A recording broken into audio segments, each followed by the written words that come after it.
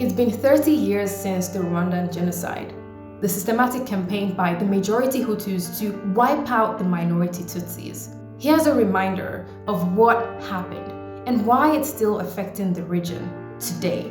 It was the death of Rwandan President Juvenal Habyarimana on April 6, 1994 that set a genocidal machine in motion.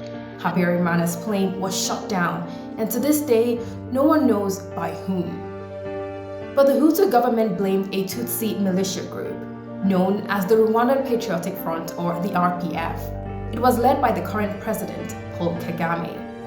Within hours, Hutu extremists in the government launched a campaign to eradicate the Tutsis. It was methodical and well organized. Evidence shows that those responsible had been planning the genocide for years. Over the next 100 days, the military, militias, and more than 1 million Hutu civilians worked together to kill up to 800,000 people, mostly Tutsis, but even moderate Hutus as well. Neighbor killed neighbor. Hutu husbands even killed their Tutsi wives. The UN estimates that 250,000 women and girls were raped or sexually mutilated. But even if the RPF did shoot down the president's plane, why would the Hutus want to unleash genocide? Well, the plane crash, it seems, was just the excuse. There were long-standing economic issues between the two communities since colonialism that meant that the Tutsis prospered, and the Hutus, despite making up 85% of the population, did not. The Tutsi RPF had been fighting to overthrow the Hutu-led government before a peace deal in 1993, but Hutu extremists, including within Habyarimana's own government, considered that deal treason.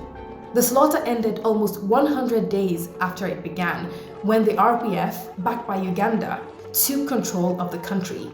Millions of Hutus fled. So what about justice? The United Nations established the International Criminal Tribunal for Rwanda and eventually convicted 61 people for playing a role in the genocide.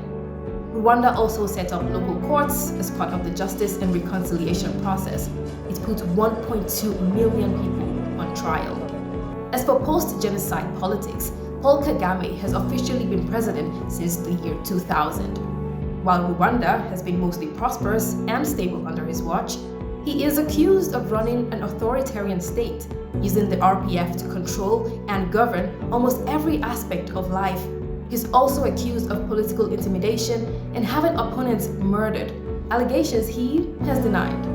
The epicenter of violence has also shifted from Rwanda to the neighboring Democratic Republic of the Congo, where 3 decades of conflict and chaos have led to the deaths of an estimated 6 million people and displaced 6 million more.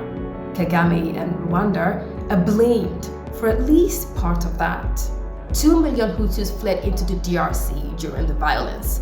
Hutu militias then launched attacks on Rwanda and killed Tutsis inside the DRC. In response, Rwanda started to arm Tutsi militias. One of those militia groups is the M23.